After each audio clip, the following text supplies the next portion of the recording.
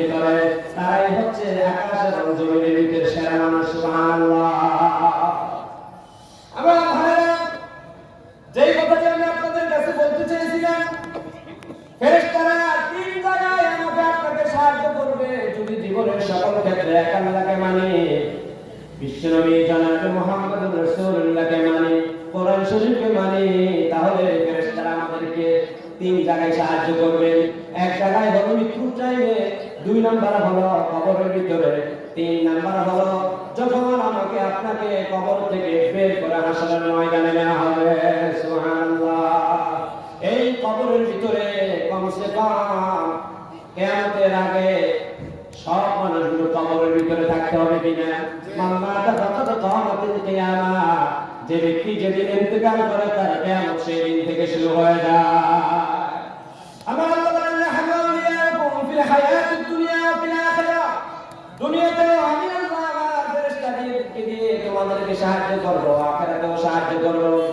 এই মানুষগুলো যখন জান্নাতে পোশাক পরে জান্নাতের সাথে কানেকশন লাগায় দেওয়ার পরে ঘুমাইতে থাকবে, ইসরাফিল আলাইহিস সালাতু ওয়াস সালাম যখন সিংহায় ফুৎকার দিবেন, ফুৎকার দেওয়ার সাথে সাথে পৃথিবীর সব আকাশ এবং জমিন সব সমতলে পরিণত হয়ে যাবে। সুবহানাল্লাহ।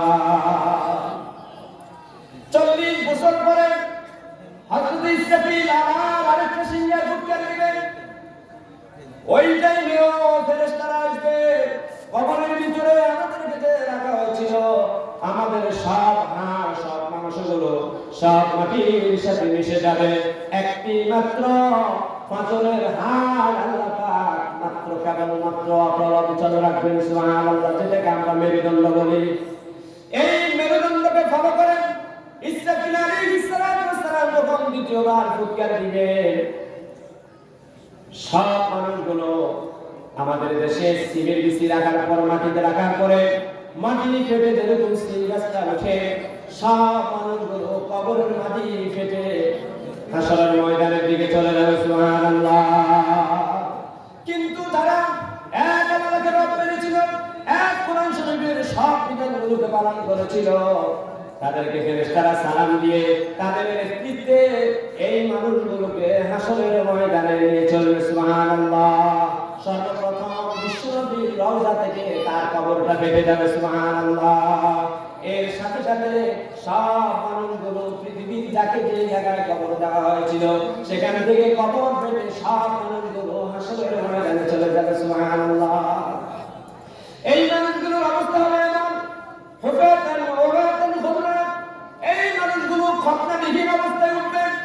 আমাদের এখানে আমরা যারা আছি পৃথিবীতে সব মুসলমানরা খতনা করে, কিন্তু যখন আমাদেরকে হাসরের ময়দানে নেওয়া হবে, আমাদেরকে খতনাবিহীন অবস্থায় নেওয়া হবে। উলঙ্গ, কোনো শরীরে কোনো কাপড় নাই, এরপরে খালি পায়ে বদলান আমাদেরকে একেবারে খতনাবিহীন আর পোশাক বিহীন জুতা পরাইত ছাড়া আমাদেরকে সবাইকে হাসরের ময়দানে নিয়ে যাবে দুইজন ফেরেশতার নেতৃত্বে। আর তারা এক আল্লাহকে রব মেনেছে, কোরআন শরীফকে মেনেছে, তাদেরকে ওয়েলকাম সালাম দিতে দিতে নিয়ে যাবে। সুবহানাল্লাহ। এরপরে আর 2 মিনিট আমি শেষ করে দিচ্ছি। এরপরে আল্লাহ রাব্বুল আলামিন হযরত ইব্রাহিম খলিলুল্লাহকে পোশাক পরানোর জন্য আল্লাহ পাক অর্ডার দিবেন। কেন অর্ডার দিবেন?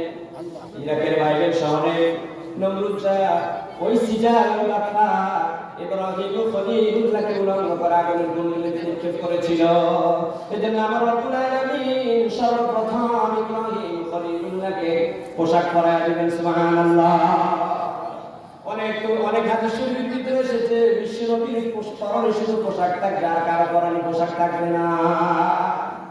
বিচার শুরু হয়ে যাবে। আল্লাহ পাক আদম সফিউল্লাহর বলে দিবে, আদম তোমার এই যে সন্তানগুলো থেকে জান্নাতে যেগুলো আছে তাদেরকে আলাদা করা। আদম বলবে, রব্বুল আলামিন এত কোটি কোটি মানুষ কেমনে আলাদা করব? বলবে যে প্রতি শতে একজন হবে জান্নাতি আর সব জাহান্নামী। আমতাজুল ইয়াউমা আইয়ুহাল মুজরিমুন, আজকে অপরাধী যারা আছে সবাই আলাদা হয়ে যাও। বিচার আল্লাহ পাক শুরু করে দিবেন। সুবহানাল্লাহ। বিচার শুরু হয়ে যাবে। যাদের আমল নামা তাদের হাতে আসবে, আল্লাহ পাক তাদেরকে বলবে যাও টিকেট দিয়ে দিলাম, এবার জান্নাতে চলে যা।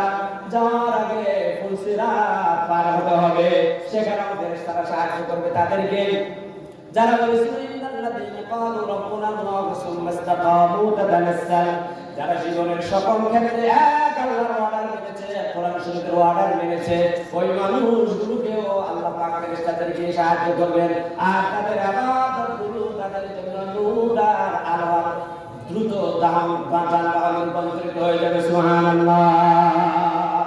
এজন্য আমার আল্লাহ বলেন ইন্নাল্লাযীনা ক্বালু রাব্বুনা আল্লাহু সুম্মা ইসতাকামু তাতানাসসালু আলাইহিমুল মালায়েকা, তারা এক আল্লাহকে রব মানে, এটার উপর অটল অবিচল থাকে, আল্লাহ দেওয়া সব বিধিবিধানগুলো মানে, আল্লাহ পাক দুনিয়াতেও ফেরেশতাদের দিয়ে তাদেরকে সাহায্য করবে, কবরেও সাহায্য করবে, কিয়ামতের দিনও সাহায্য করবে, হাসরেও সাহায্য করবে, ফুলসিরাত পার হওয়ার ক্ষেত্রেও সাহায্য করবে, এমনকি জান্নাতুল ফিরদাউসে পৌঁছায় যাওয়া পর্যন্ত তাদের সাথে থাকবে। সুবহানাল্লাহ। পারবে তো এটার উপর আমল করতে?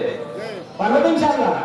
আল্লাহ আমাদেরকে যে কথাগুলো বলেছে আমাকে সকল কাজ করার জন্য কবুল করুন। আমার তৌফিক বিল্লাহ। আসসালামু আলাইকুম ওয়া রাহমাতুল্লাহ।